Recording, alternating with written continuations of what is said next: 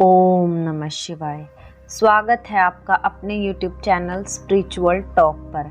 हम में से कुछ लोग इस बात पर पूरा यकीन करते हैं कि हमें जो मिला है या जो भी हमारे साथ हो रहा है वो हमारे कर्मों का ही फल है। लेकिन कुछ लोग यह सोचते हैं कि हम अपनी ज़िंदगी को अपने हिसाब से चला सकते हैं, लेकिन यह गलत है।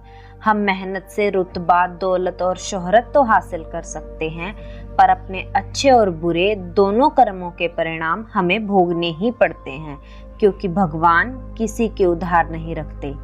आज हम आपको एक छोटी सी कहानी सुनाएंगे, जिससे आप जानेंगे कि ज़रूरी नहीं है कि इस जन्म के कर्मों का फल आपको इसी जन्म में मिले। ज़्यादा देर न करते हुए चलते हैं हमारी कहानी की ओर। एक रोज एक महात्मा अपने शिष्य के साथ भ्रमण पर निकले। गुरुजी को ज्यादा इधर उधर की बातें करना पसंद नहीं था। कम बोलना और शांति पूर्वक अपना कर्म करना ही गुरु को प्रिय था।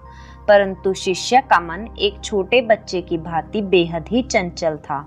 उसका ध्यान हमेशा इधर उधर ही रहता था। घूमते घूमते वो लोग एक तालाब के पास पहुंचे। वहां उन्होंने देखा कि एक मछुआरे ने मछलियों को पकड़ने के लिए तालाब में जाल बिछा रखा है। यह सब देखकर शिष्य मछुआरे के पास गया और उसे अहिंसा परमो धर्म का महत्व समझाया और बताने की कोशिश की कि किसी भी जीव को तकलीफ देना पाप होता है, चाहे उसका कारण कुछ भी हो। लेकिन मछुआरे को यह बात कैसे समझ आती। मछलियां पकड़कर जीवन यापन करना उसकी आदत बन चुकी थी। पहले तो मछुआरे और शिष्य के बीच में बड़ी सहजता से तर्क वितर्क हुआ, लेकिन जब दोनों में से कोई भी एक दूसरे की बात मानने को तैयार नहीं था, तो बात झगड़े में बदल गई। ऐसा देखकर गुरुजी वहां आए और शिष्य को अपने साथ ले गए। थोड़ा आगे चलकर गुरुजी ने अपने शिष्य से कहा, बेटा, हम जैसे साधुओं का काम सिर्फ समझाना है। ईश्वर ने हमें किसी को दंडित करने का अधिकार नहीं दिया है। शिष्य ने पूछा, हमारे राज्य के महाराजा को बहुत से ऐसे कार्यों का तो पता ही नहीं चलता जो गलत है और उनके राज्य में हो रहे हैं, तो इन्हें सजा कौन देगा? शिष्य की इस बात का जवाब देते हुए गुरुजी ने कहा, बेटा, तुम निश्चिंत रहो। इसे भी दंड देने वाली एक अलौकिक शक्ति इस दुनिया में मौजूद है, जिसकी पहुंच सभी जगह है।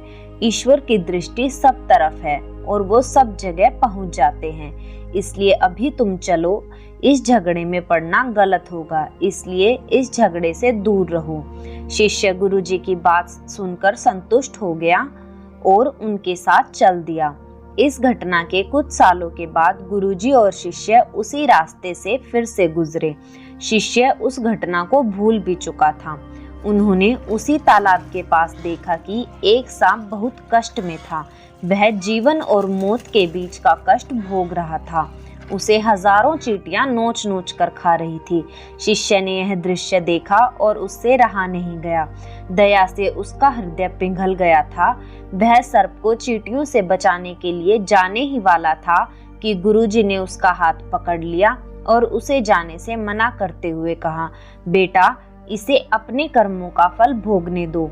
यदि अभी तुमने इसे रोकना चाहा, तो इस बेचारे को फिर से अगले जन्म में यह दुख भोगने होंगे, क्योंकि कर्म का फल कभी न कभी अवश्य भोगना ही पड़ता है।